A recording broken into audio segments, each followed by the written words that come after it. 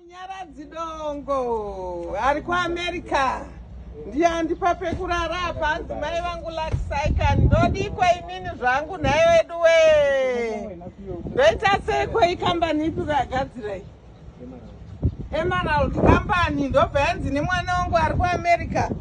Amai ndoda kuti murare pakanaka. Onai zvandaitwa izvi ndadakadzwa sikana ndadakadzwa yedu we ndozviudzani zvakanaka kudai.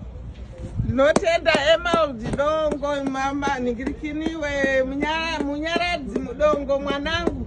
Mwari vakukomborere uitirwe zvidhafu dhafu. Uriko kuAmerica ikoko wedzerwa makore ekurarama.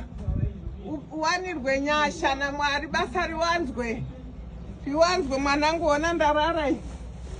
Yowe. Ndarara zvangu relax. Ndarelaxa zvangu, ndarelaxa mwana wangu Munya. Handigone kukutendai zvakakwana Mwari Baba, handigone kukutendai vasarudzwi neminhume dzaMwari. Maria Musande mai nditendereiwo mai kuna mwana komana vasarudzwi neminhume dzaMwari.